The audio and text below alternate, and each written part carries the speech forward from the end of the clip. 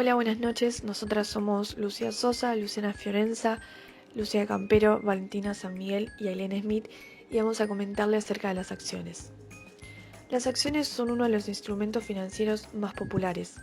Cuando uno compra una acción, está adquiriendo una parte de una compañía en concreta, es decir, una unidad de propiedad.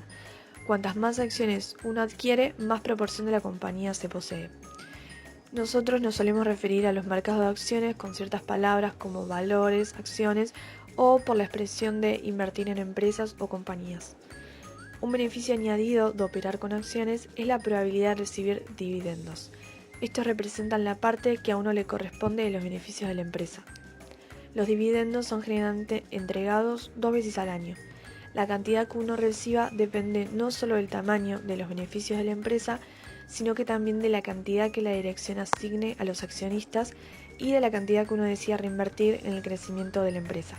Por ejemplo, si una empresa tiene 10.000 acciones en circulación y uno con 1.000 acciones, podría decirse que uno tiene un 10% de participación en dicha empresa.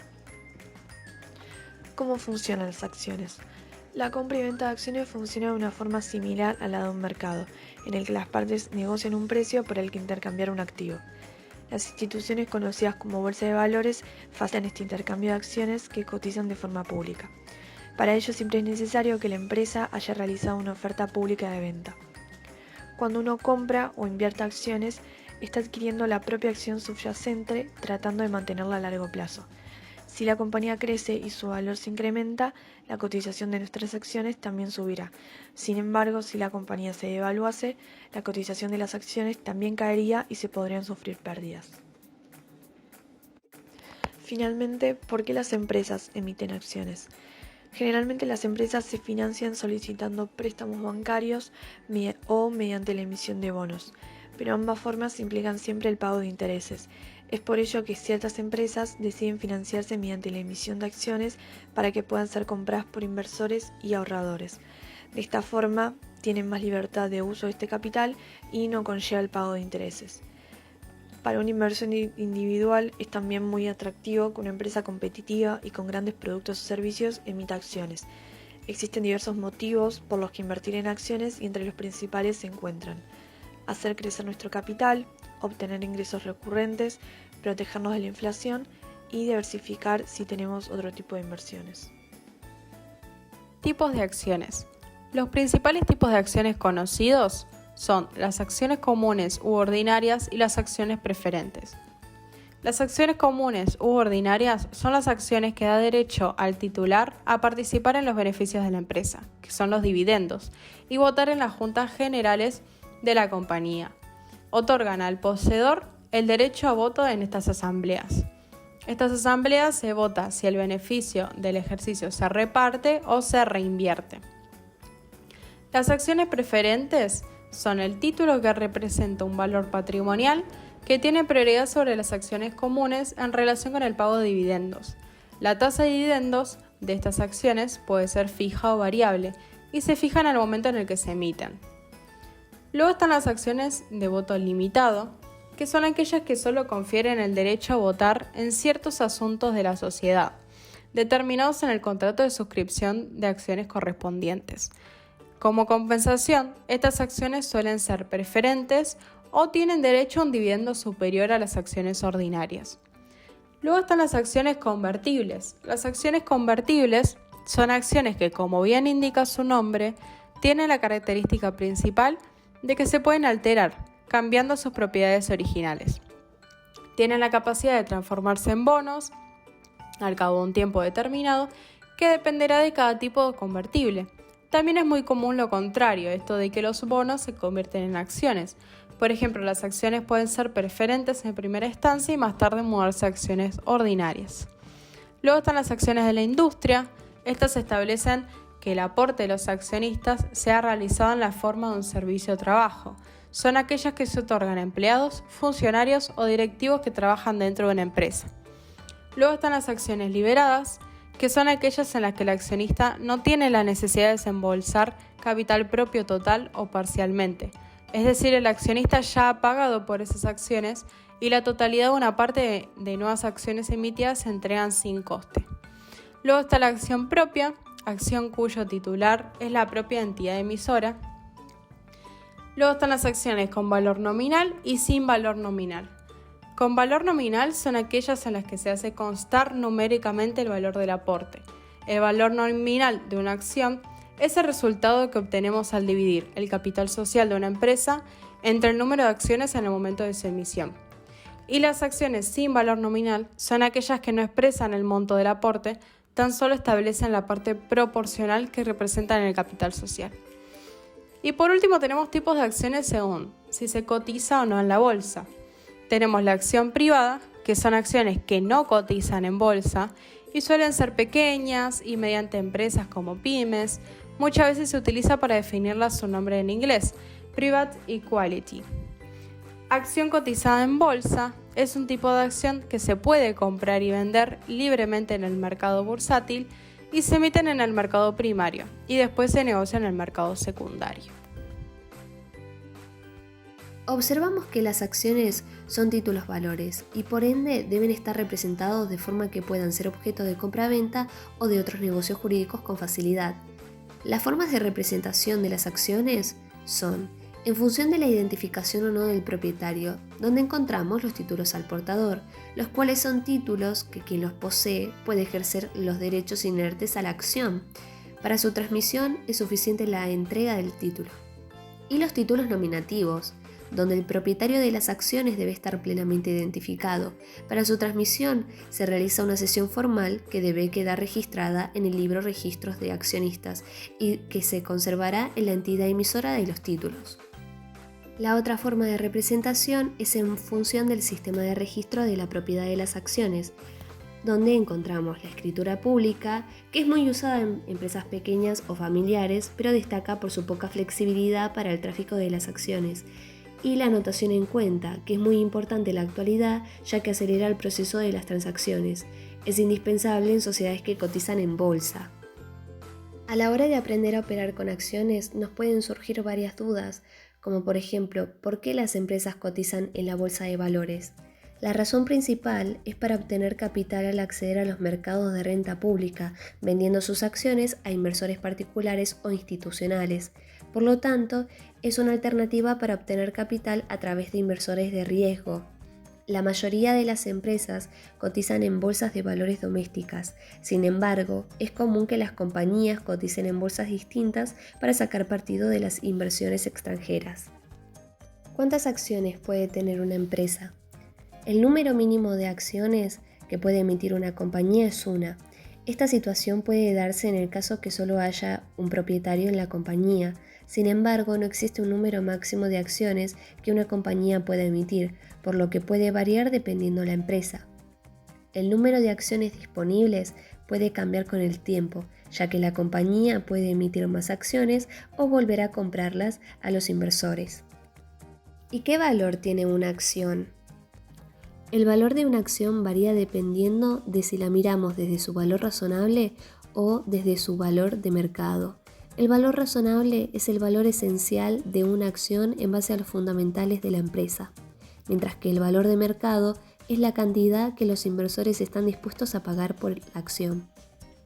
El valor razonable de una acción suele ser mucho menor que el valor de mercado, ya que este último está influenciado de forma considerable por la demanda, por lo que no siempre se reflejan los fundamentales de una acción. Si la demanda por una acción crece, mientras la oferta se mantiene constante, el precio de la acción subirá debido a que los inversores están dispuestos a pagar más. ¿Por qué podemos comprar acciones? Los inversores compran acciones debido a que están consideradas como una forma más efectiva, aunque también más arriesgada, de generar rentabilidades a largo plazo que la posesión de efectivo. Invertir en acciones le da a los inversores la opción de obtener beneficios si las acciones aumentasen su valor y sufrir pérdidas si su valor bajase. Sin embargo, se pueden recibir dividendos incluso aunque el precio de las acciones de la empresa baje. Los dividendos pueden considerarse como ingresos adicionales o reinvertirse en más acciones o fondos para generar rentabilidades. ¿Cómo se compran acciones de bolsa? Hace una década, La compra de acciones se hacía intercambiando físicamente el dinero por certificados en papel, que eran documentos legales y probaban la propiedad de una cantidad concreta de acciones. Actualmente, este proceso se realiza mediante procedimientos electrónicos. La compra y venta de acciones de la bolsa de valores se hace a través de un broker o de un banco, los cuales actúan como intermediarios y realizan las transacciones en nuestro nombre. Una parte importante de la inversión bursátil es la búsqueda de un buen broker, atendiendo a varias características, como que esté regulado por las autoridades competentes según el país donde se encuentre, que tengan comisiones bajas, que disponga de una buena atención al cliente y que disponga de una buena plataforma. En cuanto a qué acciones comprar, hoy en día tenemos la posibilidad de incorporar a nuestra cartera valores de miles de empresas. La respuesta es compleja, ya que no existe algo que nos diga cuál será la empresa que nos hará ganar dinero. Por lo tanto, lo más importante es formarnos para adquirir las competencias necesarias para tomar decisiones lo más acertadas posibles. En caso contrario, lo mejor es ser asesorados por profesionales cualificados. Llegados a este punto, decidiríamos la cantidad de acciones a comprar y daríamos la orden de compra a nuestro broker online. ¿Cómo operar con acciones? En el mercado de acciones, compradores y vendedores negocian un precio con el que ambas partes se encuentren satisfechas para intercambiar un activo, en este caso, las acciones de una empresa. Las empresas que buscan aumentar su capital sacan sus acciones a la bolsa a través del proceso denominado oferta pública de venta. Una vez que son públicas, inversores individuales e institucionales pueden empezar a operar con estas. Los que creen que una empresa experimentará un fuerte crecimiento comprarán sus acciones con la intención de venderlas más tarde a un precio mayor y obtener un beneficio. Por otro lado, los que opinan que una empresa tendrá dificultades venderán sus acciones con el objetivo de obtener el mayor beneficio posible o limitar sus pérdidas. Para operar directamente en un mercado bursátil se debe estar registrado, por lo que la mayoría de los inversores operan a través de un broker. Riesgos. El riesgo es la probabilidad de que el precio de las acciones disminuya. El inversor asume este riesgo con la esperanza de obtener un rendimiento apreciable. A la hora de invertir en bolsa de valores, es importante conocer los riesgos de comprar acciones. Revisaremos a continuación los principales. 1. Riesgos de mercado, también conocido como riesgo sistemático. Este es el riesgo que corren los inversores de sufrir variaciones en el precio de los productos financieros, tales como acciones o bonos. Esto es, la probabilidad que se tiene de perder parte del valor de compra de, por ejemplo, las acciones de una empresa cuando el mercado experimenta una bajada. En este riesgo entran en juego otros aspectos como la variabilidad y la volatilidad a la que se enfrenta el mercado, así como la relación con los ciclos económicos. Este tipo de riesgo es el más amplio y abarca todos los activos financieros, tanto bonos como fondos, acciones y otros productos de inversión. 2. Riesgo de liquidez. Este riesgo se puede dar cuando se quiere vender o liquidar una posición en un determinado valor. Esto puede suceder ya que en el momento se puede dar el caso de que no haya compradores para ese valor y la falta de liquidez en el mercado nos empuje a vender a un precio inferior. Por eso, a la hora de invertir debemos fijarnos en la capitalización de la empresa, ya que no es lo mismo invertir en una empresa de gran capitalización que en una empresa con baja capitalización. Las primeras siempre van a tener menos riesgo de liquidez. 3. Riesgo no sistemático. Entendemos por riesgo no sistemático aquel riesgo particular de cada empresa, es decir, el riesgo resultante de factores propios de cada compañía. Este tipo de riesgos afecta solamente a la empresa en sí, no al resto del mercado. Este riesgo habitualmente se dice que es diversificable, porque existe la posibilidad de reducirlo o controlarlo a través de una diversificación adecuada y orientada a lograr una cartera de valores óptima. 4. Riesgo operativo. Es aquel que abarca todas aquellas pérdidas financieras que sufre una empresa cotizada, originada por fallos o deficiencias que pueden sufrir los procesos, personas, tecnología o sistemas internos de cada empresa. Este tipo de riesgos no tiene en cuenta las pérdidas originadas por cambios en el entorno político, económico o social, ya que son factores externos a la propia empresa. 5. Riesgo de contrapartida. Este riesgo surge cuando una de las partes cumple con su obligación en la compraventa y la otra parte no lo hace simultáneamente. 6. Riesgo de divisa. Este riesgo aparece cuando se invierte en una moneda diferente a la propia. Al cambiar el tipo de moneda se puede sufrir una variación o devaluación de la moneda emisora y perder parte del valor de la inversión. 7. Riesgo legislativo. Este tipo de riesgo no depende directamente del mercado, sino que depende de la autoridad que tiene el Congreso de cambiar o crear leyes que puedan afectar a determinados sectores o al mercado general. Siempre se deben tener en cuenta antes de invertir las leyes pendientes que al ser promulgadas pueden afectar de manera negativa al valor anteriormente mencionado. 8. Riesgo-precio. Es uno de los riesgos que el inversor suele tener más en cuenta, ya que una disminución en el precio puede hacer que la inversión pierda valor.